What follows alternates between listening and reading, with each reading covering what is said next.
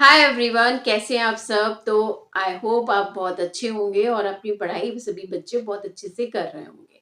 हमारा बच्चों टॉपिक चल रहा है क्लास 10 का, जिसमें हम एसिड्स के बारे में बात कर रहे हैं। हमने एसिड्स के बारे में कुछ प्रीवियस वीडियो में डिस्कशन किया था, जैसे कि एसिड्स क्या होते हैं, स्ट्रॉन्ग एसिड क्या है, वीक एसिड्स क्या है, और आपके इनऑर्गेनिक एसिड्स हैं, ऑर्गेनिक एसिड्स हैं, मिनरल एसिड्स हैं। इन सब के बारे में हम लोगों ने डिस्कशन किया था। आज उसी का एक टॉपिक कंटिन्यू करेंगे आगे के लिए, जिससे फर्दर आप उस चीजों को थोड़ा सा अच्छे से डिटेल में समझ पाए कि उसमें और क्या चीजें ऐसी हैं जो हमें एसिड्स के बारे में पढ़नी है, या उससे रिलेटेड टर्म्स जो हैं वो हमें देखने हैं। तो आज मैं आपको कुछ इंडिकेटर्स के बारे में बात करूंगी कि इंडिकेटर्स के बारे में क्या चीज ऐसी है जो आपको जानना बहुत जरूरी है। लैब के पर्पज से भी और आपका एक थ्योरी के पर्पज से भी वो बहुत ही इंपॉर्टेंट टॉपिक होगा। तो आज स्टार्ट करेंगे इंडिकेटर्स के बारे में। तो आप इंडिकेटर्स से क्या समझते हैं? एक बेसिक अगर क्वेश्चन पुट किया जाए कि what do you understand by the term indicators. तो इंडिकेटर एक तरीके का डाई है जो इंडिकेट करता है कि whether this substance consider to be in acid और this substance consider to be in base. तो दोनों को, एसिड और बेस को बताने का सिर्फ एक ही तरीका हमारे पास है, जो एक बेसिक तरीका है, आप कह सकते हैं बेसिक वे है, टेक्निक है, जो आपके पास है इंडिकेटर्स। तो इंडिकेटर्स जो है वो हमें ये बताते हैं कि कोई भी सब्सटेंस एसिड है या कोई भी सब्सटेंस है वो क्या बेस है। ठीक है, तो ये चीज हमें इंडिकेटर्स एक्सप्लेन करेंगे। अब इंडिकेटर्स जो हैं वो क्या क्या होते हैं, कितने टाइप्स के होते हैं, कैसे होते हैं, वो आज हमें यहाँ पे समझना है। देखिए, तो हमारा जो टॉपिक चल रहा है बच्चों, वो चल रहा है चैप्टर 2 का, एसिड के बारे में। लेकिन हम आज जो डिस्कशन करने वाले हैं वो हम बात करने वाले हैं इंडिकेटर्स के बारे में। ठीक है, तो हम इंडिकेटर्स को एक्सप्लेन करेंगे कि इंडिकेटर्स क्या है। इंडिकेटर्स बेसिकली टेस्ट करते हैं एसिड्स और बेस के लिए। तो हमने ये समझ लिया कि इंडिकेटर्स क्या है। अब देखिए, इंडिकेटर्स जो है वो हमारे पास 3 हैं आपके 10th स्टैंडर्ड में। सबसे पहले आपका है लाइकेन। ठीक है, दूसरा आपका जो है बच्चों वो है मिथाइल ऑरेंज। लो, स्पेलिंग ही गलत हो गई। ठीक है, लो, ठीक हो गई। मिथाइल ऑरेंज और लाइके। और थर्ड वन है फिनोप्थिलीन। फिनोप्थिलीन, इसमें फिनोप्थिलीन में एल साइलेंट रहेगा। आप इसे ऐसे नहीं पढ़ेंगे फिनॉल फिर थिलीन, पी भी साइलेंट रहेगा। फिनोप्थिलीन पढ़ेंगे तो एल और पी यहाँ पे साइलेंट, फिनोप्थिलीन। तो लाइकेन फर्स्ट है हमारा, सेकेंड है मिथाइल ऑरेंज, थर्ड है हमारा फिनोप्थिलीन। अब देखिए, इसका जो लाइकेन के बारे में अगर मैं बात करूं तो लाइकेन एक तरीके का नेचुरल इंडिकेटर है बच्चों। इसे हम नेचुरल इंडिकेटर कहते हैं। This is a natural indicator. ठीक है, ये हमारा नेचुरल इंडिकेटर है। और ये जो है हमारे, वो नेचुरल इंडिकेटर नहीं है, ये हमें लैब में प्रिपेयर करने पड़ते हैं। ठीक है, तो ये मिथाइल ऑरेंज हो गया और हमारा फेनोक्थिलीन हो गया, ये हमारे नेचुरल इंडिकेटर्स नहीं है। हमारा लाइकेन एक नेचुरल इंडिकेटर है। अच्छा, दूसरी बात लाइकेन के बारे में और भी एक बात हमारे लिए बहुत इंपॉर्टेंट है समझना, कि लाइकेन सेंसिटिव होता है एटमॉस्फेरिक पॉल्यूटेंट के लिए। दैट मीन्स कि एयर पॉल्यूशन अगर है वहां पर, तो लाइकेन जो है वो एक तरीके का इंडिकेटर है। कैसे इंडिकेटर है, जैसे मैं आपको एक बार में इसको समझाती हूँ कि जहां लाइकेन ग्रो कर रहा होता है तो वहां समझ लीजिए कि वहां एयर पॉल्यूशन नहीं है। अगर लाइकेन ग्रो कर गया, इसका मतलब एयर पॉल्यूशन नहीं है, और अगर नहीं करता है वहां पर ग्रो, तो वहां पर एयर पॉल्यूशन है। बेसिकली इसको यूरोप वगैरह साइड में पहले बहुत ग्रो करवाया गया था, सेंचुरी तक इसको यूज किया गया था। अब आजकल जो है दिल्ली हरियाणा की साइड में अगर हम इसको यूज करना चाहें तब भी वहां ये ग्रो नहीं हो सकता है, क्योंकि एयर पॉल्यूशन बहुत है। तो लाइकेन जो है वो एक तरीके का एयर पॉल्यूशन इंडिकेटर भी कहलाया जाता है, जो नेचुरल है। दैट मीन्स कि ऐसा क्यों है कि ये एक तरीके से सेंसिटिव है एयर पॉल्यूशन के, क्योंकि इसकी जो रूट्स होती हैं, वो रूट्स जो है वो प्रोटेक्टिव लेयर्स नहीं है उसमें। तो वहां पे वो एब्जॉर्प्शन बहुत इजीली कर लेता है किसी भी एयर पॉल्यूटेंट का। दैट मीन्स नाइट्रोजन है, सल्फर है, उन सबका एब्जॉर्प्शन जब ज्यादा हो जाता है तो वहां पर ये है, ये जो लाइकेन है इसकी ग्रोथ जो है वो खत्म हो जाती है और ये समझ में आ जाता है कि यहाँ पर एयर पॉल्यूशन की क्वांटिटी ज्यादा है। ठीक है, तो लाइकेन एक नेचुरल इंडिकेटर के साथ साथ एयर पॉल्यूशन इंडिकेटर भी कहलाया जाता है। अब बात करते हैं लाइकेन के बारे में। तो लाइकेन जो है उसका कलर बच्चों जो होता है वो पर्पल कलर इंडिकेट करता है। इसका न्यूट्रल कलर जो है वो है पर्पल। ठीक है, ये पर्पल कलर का आपको होगा और इसमें एक ये लाइकेन ग्रो जहां से करेगा उसका एक्चुअल कलर जो है, नेचुरल कलर जो है वो आपको पर्पल दिखाई देगा। हम फिर उसमें से एक्सट्रैक्ट कर लेते हैं इस चीज के लिए लाइकेन में और वहां पर हम बनाते हैं इससे लिटमस पेपर। तो आप इस लाइकेन से ही लिटमस पेपर को फॉर्म करेंगे। तो लिटमस पेपर जो है मैं यहाँ पे मेंशन कर दे रही हूँ। तो लिटमस पेपर जो है वो हमारा लाइकेन से ऑब्जर्व मतलब एक तरीके से ऑब्टेन्ड है। ठीक, अब लिटमस पेपर बच्चों जो होते हैं वो दो तरीके के होते हैं। एक होता है ब्लू लिटमस पेपर, एक होता है रेड लिटमस पेपर। अगर blue blue litmus paper two red हो जाए, फिर मैं यहाँ पे इसके नीचे मेंशन करूंगी, ब्लू से रेड हो जाए तो वो सब्सटेंस जो है वो एसिड हो जाता है। ठीक है, और अगर red to blue colour indicate कर दे तो वो अपने आप में कैसा है, बेस है। लिटमस पेपर आपने लैब में भी देखा होगा, नहीं देखा होगा तो आप टीचर से इजीली ले सकते हैं, वो आपको आसानी से दिखा देंगी और बता देंगी कि भाई ये ब्लू लिटमस पेपर है, ये हमारा रेड लिटमस पेपर है। अगर आप उसको लेंगे, पेपर को लेंगे, ब्लू लिटमस पेपर को लेंगे तो आप उसको जब डिप करेंगे किसी भी सॉल्यूशन में, तो अगर वो रेड कलर में चेंज हो जाता है, बहुत आसानी से दिखाई देगा आपको और अच्छा आपको लगेगा भी देखने से, क्योंकि एक्सपेरिमेंट से ज्यादा हमें चीजें समझ में आती हैं। तो वहां पर आपको एसिड इंडिकेट हो जाएगा कि ये सब सॉल्यूशन हमारा एसिड है। ठीक है, अगर वो सब्सटेंस ब्लू में चेंज होता है, अगर वो ब्लू में आ जाता है तो वो जो सॉल्यूशन होगा वो अपने आप में क्या होगा, वो बेसिक सॉल्यूशन होगा। तो ये बात हमको यहाँ से समझनी है। ठीक है, आई होप ये आपको क्लियर होगा कि कैसे हमें इस बारे में बात करनी है। लिटमस पेपर जो है अगर आप इसको देखेंगे तो इस वे में आप इसको ऑब्जर्व करेंगे। ठीक है, ये बात क्लियर हो गई होगी, आई थिंक सो। एक बार इसका स्क्रीनशॉट ले सकते हैं। बाकी फिर मैं नेक्स्ट टॉपिक पे डिस्कस करूंगी मिथाइल ऑरेंज के बारे में। ठीक, अब देखिए मिथाइल ऑरेंज के बारे में जब बात करेंगे तो उसका जो ओरिजिनल जो न्यूट्रल कलर होता है बच्चों वो होता है ऑरेंज। इसका न्यूट्रल कलर क्या होता है, इसका न्यूट्रल कलर होता है ऑरेंज।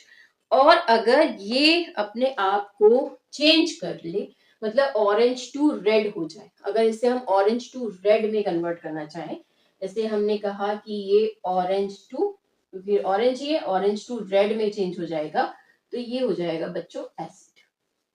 ठीक है, ये मैं बात कर रही हूँ मिथाइल ऑरेंज के बारे में। इसे हम यहाँ पे मेंशन कर देते हैं। ठीक है, दो पार्ट में हो गए। अब नेक्स्ट अगर ये है कि अगर ये ऑरेंज टू येलो हो जाए बच्चों तो ये बेस है। तो क्या है, ये बेस है। तो आपको ये बात समझनी है कि हमें एसिड और बेस का पता आसानी से लग सकता है, इजीली हम फॉर्म कर बता सकते हैं, ये आइडेंटिफाई कर सकते हैं कि कौन सा सब्सटेंस जो है वो एसिड है और कौन सा सब्सटेंस हमारा बेस है। अब बात करेंगे फिनोप्थिलीन के बारे में। फिनोप्थिलीन जो है वो अपने आप में कलरलेस होता है बच्चों, कलरलेस है, कोई कलर नहीं है इसका। समझ में आ जाता है देखने से, सॉल्यूशन लैब में देखिएगा आपको क्लियर दिख जाएगा कि ये कैसा दिखता है। फिनोप्थिलीन कलरलेस है। अब बात करेंगे अगर फिनोप्थिलीन के कलरलेस की, तो दो चीजें हैं, देखिए इसके बारे में मैं यहाँ पे मेंशन कर दे रही हूँ। एसिड है सॉल्यूशन और बेसिक है सॉल्यूशन, दो ले लिया हमने। एसिड और बेसिक सॉल्यूशन दो ले लिया हमने। कलरलेस है, एसिड सॉल्यूशन में भी इसका कलर चेंज नहीं होगा और ये कलरलेस ही रहेगा, कलरलेस रहेगा। और अगर बेसिक सॉल्यूशन होगा बच्चों तो बेसिक सॉल्यूशन में ये पिंकिश कलर में आ जाएगा, आपको पिंकिश कलर दिखाई देगा इसका। इसका मतलब ये हो जाएगा कि वो बेसिक सॉल्यूशन है। तो अगर एसिड सॉल्यूशन होगा जो कि इसका कलरलेस, इसका न्यूट्रल कलर है, अगर वो चेंज नहीं होता है, वो कलरलेस टू कलरलेस ही रहता है, ठीक है, तो वो आपका एसिड सॉल्यूशन रहेगा। बहुत क्लियर सा ऑब्जर्वेशन होगा। सपोज कर लो ये टेस्ट ट्यूब है और इस टेस्ट ट्यूब में आपने क्या करा, एसिड ले लिया, सपोज HCl ले लिया, यहाँ पे आपने HCl ले लिया। अब HCl में आपने फिनोप्थिलीन ऐड कर दिया, ये आपने फिनोप्थिलीन ऐड कर दिया। ठीक है, फिनोप्थिलीन इसमें हमने यूज करवा दिया। तो इसका कलरलेस था। अब HCl भी एक एसिड है, यू नो दैट, लेकिन आपको नहीं पता, हमने तो कोई सॉल्यूशन आपको ऐसा दिया है जो आप नहीं जानते हो। अगर इसका कलर चेंज नहीं होता है, ये कलरलेस ही रहता है, तो आप ये इजीली फाइंड आउट कर लोगे ना कि ये जो है वो अपने आप में एसिड होगा, सब्सटेंस पता चल जाएगा। लेकिन अगर ये कलर मैं बोल रही हूँ, जैसे यहाँ पे एक सॉल्यूशन मैंने मेंशन कर दिया, यहाँ पे दिखाई दे रहा है। अब यहाँ पे मैंने कोई सॉल्यूशन ले लिया, मैंने आपको नहीं बताया, ठीक है। सपोज मैंने यहाँ पे ले लिया आपको बिना बताए NaOH, ये आपको नहीं पता है लेकिन अभी तो पता है ना, ऐसे समझिए, ठीक है। अननोन है और इसमें फिनोप्थिलीन आपने ऐड करा दिया बच्चों, ठीक है। जब फिनोप्थिलीन आप इसमें ऐड कराएंगे तो इसका जो कलर होगा वो कलरलेस टू पिंकिश हो जाएगा, और जैसे ही पिंकिश होगा आप समझ जाएंगे जो सब्सटेंस हमें मैम ने दिया है या हमारे सर ने दिया है वो हमारा क्या है, वो बेस है। तो आप ये 3 इंडिकेटर्स हमारे पास हैं, इन 3 इंडिकेटर्स के बिहाफ पे आप ये फाइंड आउट कर पाओगे कि कौन सा सब्सटेंस एसिड हो जाता है, कौन सा सब्सटेंस हमारा बेस हो जाता है, ठीक है। ये इंडिकेटर्स हो गए। एक हमारा टर्म आता है यूनिवर्सल इंडिकेटर्स बच्चों, एक टर्म है यूनिवर्सल इंडिकेटर। यूनिवर्सल इंडिकेटर आप ऐसे समझ लो, that is a mixture of the dyes that gives different colours on the different pH scale. अब वो पीएच स्केल क्या होता है, इंडिकेटर समझने, यूनिवर्सल इंडिकेटर समझने से पहले आपको पीएच समझना पड़ेगा। तो ये बात अगर क्लियर हो गई हो तो फिर हम आगे मूव करते हैं और बात करते हैं थोड़ा पीएच स्केल के बारे में कि what do you understand by the term pH scale, ठीक है। तो चलिए शुरू करते हैं। नेक्स्ट टॉपिक हमारा है पीएच स्केल। क्योंकि हमें यूनिवर्सल इंडिकेटर समझना है तो हम पहले पीएच के बारे में बात करेंगे। देखिए पीएच जो है वो एक वर्ड है जिसका मतलब होता है पावर ऑफ हाइड्रोजन। अब पावर ऑफ हाइड्रोजन जो है वो हाइड्रोजन की पावर ही बताता है। जैसे कि आप ऐसे समझो कि हाइड्रोजन की पावर का क्या मतलब है, जैसे मैं बोलूं, इसमें एक टर्म मैं और मेंशन कर देती हूँ, strength, strength of acid and base. अगर मैं ये टर्म पहले आपको समझाऊं तो आप इसे ऐसे समझिए बच्चों कि कोई भी सब्सटेंस अपने आप में एसिड और बेस है तो उसका क्या मीनिंग है, ये बात हम समझते हैं। देखिए सपोज कर लीजिए जैसे HCl है, तो HCl जब ब्रेक डाउन होगा तो H positive plus Cl negative में ब्रेक डाउन होगा, ठीक है। H पॉजिटिव आयंस जो होंगे वो वहां पर रिलीज आउट हो जाएंगे। दूसरी बात, कभी भी H पॉजिटिव स्टेट में नहीं एग्जिस्ट करता, ये बिल्कुल क्लियर बात आप अपने दिमाग में सेट कर सकते हैं। क्यों? ये बहुत ही एक्टिव होता है, तो रेंडमली ये वाटर के साथ रिएक्ट करता है, क्योंकि वाटर में ही आपने इसे डिसॉल्व करवाया होगा। किसी भी सब्सटेंस का एसिड या बेसिक कैरेक्टर तभी सामने आता है जब वाटर की प्रेजेंस होती है, अदरवाइज एसिड की प्रेजेंस आप नहीं पता कर पाएंगे कि वो क्या कलर दे रहा है आपको, और बेस की भी नहीं पता कर पाएंगे जब तक कि वाटर प्रेजेंट नहीं होगा। तो वाटर की प्रेजेंस बहुत कंपलसरी है। तो यहाँ आपने अंडरस्टूड है कि वाटर होगा ही होगा, चाहे वो कंसंट्रेशन ज्यादा हो चाहे वो कंसंट्रेशन कम हो। अब कंसंट्रेशन पे भी बात करेंगे क्योंकि कंसंट्रेशन टर्म भी जो है वो यहाँ पे कंसंट्रेटेड और डाइल्यूटिंग के बारे में बात करता है, बट पहले मैं ये थोड़ा सा आपको एक्सप्लेन कर दूं। तो वाटर जब ब्रेक डाउन होता है तो ये H पॉजिटिव इसके साथ कंबाइंड होके यहाँ पर क्या बना देता है, H3O पॉजिटिव। थोड़ा सा मैं डीप में जा रही हूँ, देखो बच्चों क्या है, H2O के पास जो है वो 2 लोन पेयर्स हैं, they that means oxygen has 2 lone pairs. अब ये ऑक्सीजन जब 2 लोन पेयर रखता है तो ये H पॉजिटिव को ट्रांसफर कर देता है। आप ऐसे समझ लीजिए कि ये इसको क्या करेगा, ट्रांसफर कर देगा। जैसे ही ये इसको ट्रांसफर करेगा, ये ट्रांसफर का साइन होता है, जहां पे एक स्पीशीज जो है वो ट्रांसफर कर रहा है और एक स्पीशीज जो है वो उसको क्या कर रहा है, गेन कर रहा है। दैट मीन्स एक एक्सेप्टर है और एक डोनेटर है, तो यहाँ पर ये डोनेट कर रहा है, ये एक्सेप्ट कर रहा है। तो ऐसी बॉन्डिंग को हम लोग कोऑर्डिनेट बॉन्डिंग कह देते हैं, ठीक है। अब इसने क्योंकि इसको बॉन्ड दे दिया, that means electron pair transfer करा दिए, इसीलिए ये यहाँ पे आ गया H3O पॉजिटिव। यहाँ पे पॉजिटिव का साइन इसलिए आएगा क्योंकि उसने इलेक्ट्रॉन को डोनेट करवाया है, पेयर ऑफ इलेक्ट्रॉन्स को डोनेट करवाया है, ये याद रखिएगा। H3O पॉजिटिव यहाँ पे मेंशन कर दिया, एक लोन पेयर बचा है वो यहाँ पे मैं मेंशन कर दे रही हूँ, that is the correct way to explain this one. अब क्या है कि ये बात तो हुई थोड़ी सी डीप वाली, अगर आप उसको समझ सकें या आपको उसको थोड़ा सा याद करना है तो आप इसको याद कर सकते हैं, otherwise there is no problem at all for 10th standard. तो मेरा कहने का यहाँ पे क्या मतलब था, मेरे कहने का बच्चों ये मतलब था कि H पॉजिटिव एग्जिस्ट नहीं करता, वो H3O पॉजिटिव में एग्जिस्ट करता है। For the sake of convenience हम इसको राइट कर देते हैं H पॉजिटिव, क्योंकि हमें कोई तकलीफ ना हो, हम अपनी तकलीफ का बहुत ध्यान रखेंगे इसलिए हम H पॉजिटिव नहीं लिखेंगे, हम वहां पर क्या करते हैं, H3O पॉजिटिव लिखने की जगह H पॉजिटिव मेंशन कर देते हैं। तो कोई प्रॉब्लम नहीं है, आप H2O पॉजिटिव की जगह H पॉजिटिव लिख सकते हैं, there is no problem at all.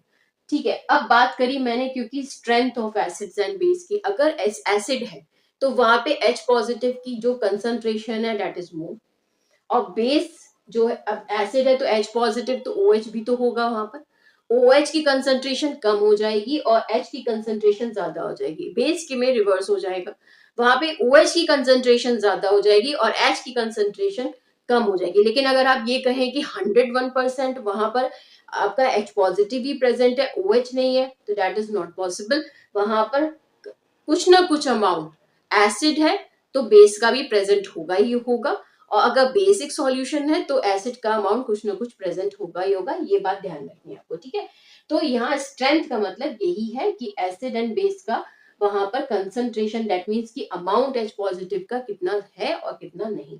H positive ज्यादा है तो दैट मीन्स वो अपने आप में एसिड कैरेक्टर कंटेन करेगा, और बेसिक अगर ज्यादा है तो वहां पर OH गैस की कंसंट्रेशन ज्यादा होगी। जैसे मैं एक एग्जांपल ले लेती हूँ, NaOH अगर ब्रेक डाउन करोगे तो Na positive plus OH negative ये ब्रेक डाउन होगा, OH आयन की कंसंट्रेशन ज्यादा हो जाएगी और H पॉजिटिव की कंसंट्रेशन कम होगी, क्योंकि पानी है तो पानी में तो इसमें डिसॉल्व करवाना ही करवाना है, तो आप क्या इसमें फॉर्म कराएंगे, H positive plus OH negative, इस तरीके से ये फॉर्म होगा। ठीक है, लेकिन यहाँ पर बात याद रखिएगा कि यहाँ पर OH आयन की कंसंट्रेशन ज्यादा हो गई और H की कंसंट्रेशन कम हो गई, क्योंकि बेस और एसिड वाटर में डिसॉल्व होना जरूरी है। ठीक, आई थिंक सो ये आपको क्लियर होगा। अब पीएच के बारे में बात करते हैं। पीएच में देखो बच्चों क्या होता है कि हम इसको पावर ऑफ हाइड्रोजन कहते हैं। Power of hydrogen that means ये हाइड्रोजन की कितनी पावर है भाई, कितना प्रेजेंट है, वो कितना पावर हाउस का है, दैट मीन्स कितनी एनर्जी आपको प्रोवाइड करा रहा है। तो अगर हाइड्रोजन की कंसंट्रेशन ज्यादा हो जाती है और हाइड्रोजन की कंसंट्रेशन कम हो जाती है तो इससे क्या हमें पता चलता है, ये बात हमें पीएच स्केल बताता है, क्योंकि पीएच स्केल पर आपको ये पता चलेगा कि कौन सा सब्सटेंस अपने आप में कितना एसिडिक है और कितना एसिडिक नहीं है। आपको लिटमस पेपर, फिनोप्थिलीन या आपका मिथाइल ऑरेंज ये नहीं बता रहे थे कि वो कितना एसिडिक होगा या कितना बेसिक होगा, बस ये बता रहे थे कि this one is acidic and this one is basic, but how much वो एक्सप्लेन करता है हमारा पीएच स्केल, ये बता देता है कि भाई इसकी कंसंट्रेशन ज्यादा है, दैट मीन्स कि ये अपने आप में ज्यादा एसिडिक है और ये जो है वो हमारे लिए कम एसिडिक है। तो ये बातें हमें पीएच स्केल एक्सप्लेन करेगा। ये एक स्केल कंटेन करता है जिसमें 0 से लेके 14 तक की वैल्यूज होती है बच्चों। अब इसमें क्या क्या है वो जरा एक बार हम लोग फिगर आउट कर लेते हैं, तो that will be easy for you to understand. जैसे हमने ये ले लिया, यहाँ से ये हमारा इस वे में आ गया, मैंने 3 इसमें वो बना दी, ये हमारा 0 हो गया, ये हमारा 7 हो गया, ये हमारा 14 हो गया। 0 to 14 हमारी वैल्यूज होती हैं। अब 0 to 14 वैल्यूज हैं तो यहाँ 1 मेंशन कर दो, यहाँ पे 2, यहाँ पे 3, यहाँ पे 4, यहाँ पे 5, यहाँ पे 6, 7 हो गया, 8, 9, 10, 11, 12, 13 एंड दिस इज 14। ठीक है, तो ये मैंने यहाँ पे मेंशन कर दिया। अब यहाँ जो है 0 जो है वो हाईली एसिडिक होगा, क्योंकि HCl जो हमारा है वो हाईली एसिडिक नेचर को रिप्रेजेंट करता है। तो ये यहाँ से लेके 3.5 तक मान लीजिए आप, ये हाईली एसिडिक की कैटेगरी में आते हैं, हाईली एसिडिक। फिर ये 3.5 से 3.6 तक, ये 6 तक मान लो, 6.9 तक ये थोड़ा सा वीक एसिड हो जाते हैं। ये हाई एसिड दैट मीन्स कि स्ट्रॉन्ग एसिड आप बोल सकते हो अपनी लैंग्वेज में, और ये वीक एसिड होता है। 7 जो होता है बच्चों को न्यूट्रल होता है, ना वो एसिड होता है और ना वो बेस होता है, जिसका बहुत बढ़िया एग्जाम्पल आपके सामने है वो है वाटर। 8 टू 10.5 तक, यहां तक हम मानते हैं कि ये वीक बेस है। क्या है? Weak base. और फिर 10.6 से लेके 14 तक जो है वो हमारा स्ट्रॉन्ग बेस हो जाता है। ठीक है, आई थिंक मेरी बात आपको क्लियर हो चुकी होगी कि वीक बेस है, स्ट्रॉन्ग बेस है, स्ट्रॉन्ग एसिड है और वीक एसिड है। आप यहाँ पे इसको हाईली की जगह स्ट्रॉन्ग वर्ड यूज कर लीजिए, वो आपको ज्यादा कन्वीनियंट होगा। तो ये हमारा एक फिगर है जिसमें हम ये बताना चाह रहे हैं कि भाई हमारे पास कौन सा स्ट्रॉन्ग एसिड होगा, कौन सा वीक होगा, वीक एसिड होगा, वीक बेस होगा, ये सारी चीजें हमें यहाँ से पता चलेंगी बच्चों। ठीक है, तो ये बात हमें क्लियरली फाइंड आउट हो गई कि कौन सा सब्सटेंस अपने आप में होगा। लेकिन ये बातें हमें ना तो मिथाइल ऑरेंज बता रहा था, ना मैं फिनोप्थिलीन बता रहा था, ना मैं लिटमस पेपर बता रहा था, बट पीएच स्केल हमें ये चीजें एक्सप्लेन करेगा। अब मैंने बात यहाँ पे क्या करी, अब देखिए पीएच स्केल 1909 में आया था, जिसे दिया था, मतलब किसने एक्सप्लेन किया था? सोरेनसन ने। सोरेनसन एक साइंटिस्ट थे, उन्होंने बताया कि भाई आप इस तरीके से पता कर सकते हैं कि कौन एसिड है, कौन बेस है कितना नहीं। ये बातें इन्होंने हमें बता दी, जो हमें बहुत इजी हो गया, हम समझ गए कि भाई ये बहुत हमारे लिए हेल्पफुल है।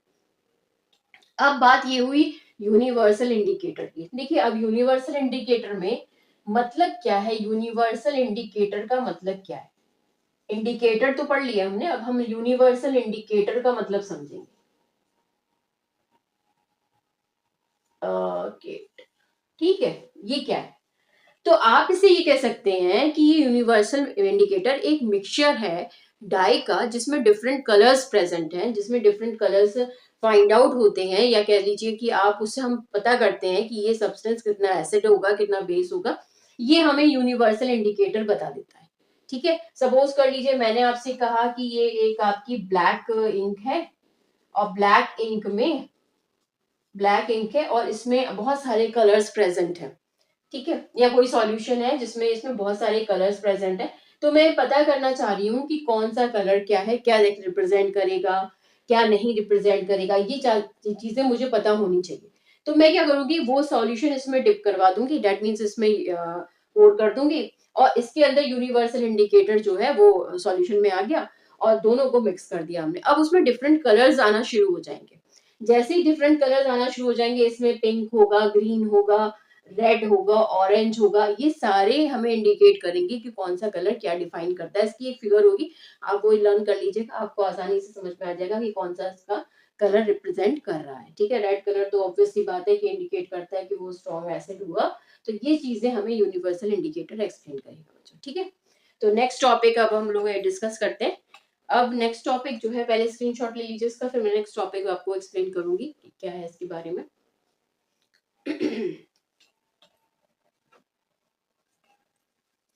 आपको ये चीजें बहुत आसान लग जाएंगी जब आप इसको एक दो बार पढ़ेंगे, क्योंकि रिवीजन बहुत इंपॉर्टेंट है। जब भी कभी कोई क्लास होती है तो हमें उसमें ये देखना पड़ता है कि हम प्रीवियस जो है वो टॉपिक जरूर पढ़कर आए, जिससे कि हमें नेक्स्ट वीडियो में वो चीज हमें एक्सप्लेन हो जाए आसानी से। दैट मीन्स कि हम उसको समझ पाए। तो आप जब ये कोई भी फर्दर वीडियो देखें तो उसका प्रीवियस जरूर देखें, जिससे कि आपको ये पता लगे कि इससे पहले क्या टॉपिक आया था और इसमें क्या एक्सप्लेन किया गया था। बाकी आप सब बच्चे तो बहुत होशियार है, सब समझ जाएंगे, कोई ऐसी बात नहीं। ठीक, अब बात हो रही है बच्चों, इंडिकेटर्स की बात हो गई। अब जरा बात कर लेते हैं कंसंट्रेटेड एसिड और डाइल्यूटिंग एसिड के बारे में। तो कंसंट्रेटेड एसिड का मीनिंग क्या होता है? कंसंट्रेटेड एसिड और डाइल्यूटिंग एसिड का या डाइल्यूट एसिड का मीनिंग क्या होता है? देखिए कंसंट्रेटेड एसिड का मतलब क्या होता है कि एसिड है और आपका वाटर है, ऑब्वियस सी बात है। इधर भी आपका एसिड हो गया और वाटर हो गया। ठीक है, अब इस एसिड में इसका जो अमाउंट है इससे पहले हमने लोग बात करी थी, एक पढ़ा था हम लोगों ने सॉल्यूट में, थोड़ा टेक्निकल टर्म पे आती हूँ, और एक पढ़ा था हमने बच्चों सॉल्वेंट। सॉल्यूट का मतलब होता है मिनिमम कंसंट्रेशन, ठीक है, और ये क्या होता है? Maximum concentration. ठीक है, जिसमें हम डिसॉल्व करवा रहे हैं, जिसको करवा रहे हैं वो सॉल्यूट, जिसमें करवाते हैं वो सॉल्वेंट। तो अब सॉल्यूट यहाँ पर जो है वो आपका कौन है, वाटर। ये हमारा सॉल्यूट है और ये हमारा सॉल्वेंट है। यहाँ पे इसका रिवर्स हो जाएगा, यहाँ पर क्या होगा, ये हो जाएगा हमारा सॉल्वेंट और ये बच्चों हो जाएगा सॉल्यूट। कम कंसंट्रेशन सॉल्यूट और ज्यादा कंसंट्रेशन तो सॉल्वेंट। तो ये यहाँ पर कंसंट्रेटेड वर्ड यूज होगा when the amount of acid is more as comparatively to water. और अगर डाइल्यूटिंग है तो उसमें वाटर अमाउंट होगा वो ज्यादा होगा और एसिड अमाउंट जो होगा वो बच्चों कैसा होगा, कम होगा। ये बात हमें याद रखनी है, ठीक है। अब बात आपको बहुत इजीली समझ में आ गई होगी, आपने लैब में भी देखा होगा कंसंट्रेटेड एसिड है, डाइल्यूटिंग एसिड या कंसंट्रेटेड बेस या डाइल्यूट बेस। तो ये चीजें आपको क्लियर हो गई होगी कि इसका मीनिंग क्या है। अब बड़ा एक क्वेश्चन आता है दिमाग में, लैब में भी पूछ लेती है मैम सर, या बाकी क्वेश्चन भी एग्जाम पर्पज से हो जाता है कि आप इन दोनों में से कौन सी फिगर आपको सही लगती है, कौन सी फिगर सही है। सपोज कर लीजिए मैं यहाँ पर यहाँ वाटर ले रही हूँ, ये वाटर है आपका और इसमें हम पोर कर रहे हैं, मिला रहे हैं, मिक्स कर रहे हैं एसिड, ठीक है। यहाँ पे आपका एसिड है और इसमें हम पोर कर रहे हैं वाटर। तो आप आई थिंक आप लोग समझ गए होंगे कि ये वाटर है, ये एसिड है।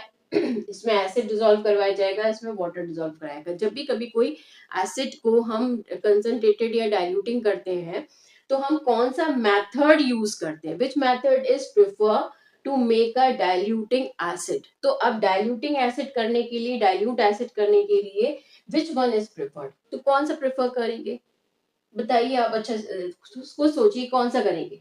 मेरे हिसाब से तो ये नहीं करेंगे, बिल्कुल आपके हिसाब से भी नहीं करेंगे, यही करना है ही हम, ये नहीं करना है। ऐसा है क्या रीजन, देखिए जब वाटर में एसिड को डिसॉल्व कराया जाता है तो एक ग्लास रॉड होती है बच्चों, यहाँ पे एक ग्लास रॉड ले ली जाती है, छोटी सी एक ग्लास रॉड ले लेते हैं या थोड़ी बड़ी सी रॉड ले ली जाती है, जैसे ही आपके लैब में हो।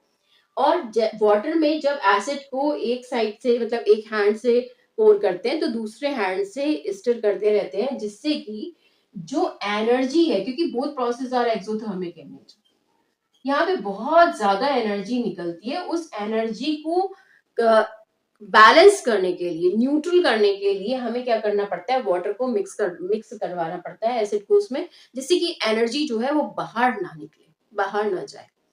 तो अब क्या है कि एसिड इसमें जब डिसॉल्व होता है तो यहाँ प्रोसेस इतना एक्सोथर्मिक होता है कि हमें धीरे धीरे, यानी कि एकदम हम एसिड को पोर कर देंगे नहीं, हम धीरे धीरे ये सॉल्यूशन बनाएंगे। तो एसिड को धीरे धीरे जैसे जैसे पोर करेंगे, स्थिर करते रहेंगे ग्लास रॉड से, और वो जो एनर्जी है वो सेटल डाउन हो जाएगी वाटर को उसमें डिसॉल्व करवाने के लिए। ये नहीं है वो स्प्लैश आउट होगी। लेकिन यहाँ उल्टा होता है काम, क्या होता है, एसिड का अमाउंट तो है बहुत ज्यादा, ठीक है, लेकिन वाटर का अमाउंट जो है वो आप एक कम ले रहे हो, क्योंकि आप एकदम तो पोर कर नहीं दोगे, लिया आपने वाटर उसमें डाल दिया। तो क्या होता है, जैसे ही आप वाटर को इंट्रोड्यूस करते हो एसिड में, वो एकदम एनर्जी बाहर निकलती है, वो डिसॉल्व नहीं हो पाती और वो स्प्लैश करती है, बाहर की तरफ जाती है, जैसे चीटे वीटे आती है या कोई एक तरीके से प्रॉब्लम हो सकती है, स्किन प्रॉब्लम हो सकती है, कुछ भी हो सकता है। देखिए एसिड हो तो वाटर जब भी आप इसमें डिसॉल्व कराएंगे तो पहली बात तो कराएंगे ही नहीं, तो हम ऑप्शन क्यों ये रखें। इसलिए ये प्रोसेस जो है वो गलत है, बिल्कुल इसको आपको सोचना भी नहीं है। आपको ये काम करना है, बेसिकली 10th स्केल पे तो हम बात ही नहीं करते ये डिसोल्यूशन का मेथड, बस ये बात आपको पता होनी चाहिए थ्योरी लेवल पे, ठीक है। आई थिंक क्लियर है बच्चों, concentrated acid and dilute acid के बारे में ये आपको पता हो गया होगा, ठीक। तो ये बात आप पढ़िएगा, समझिएगा। नेक्स्ट हम क्लास में नेक्स्ट टॉपिक डिस्कस करेंगे, फिर उसमें हम बात करेंगे नेक्स्ट उसके टॉपिक के बारे में। एसिड्स में भी चल रहा है बट मैं धीरे धीरे थोड़ा थोड़ा टॉपिक लेके चल रही हूँ, जिससे आपको टर्म्स पहले समझ में आ जाए, फिर हम प्रॉपर्टीज पे बात करेंगे, ठीक है। तब तक के लिए have a good day, thank you so much.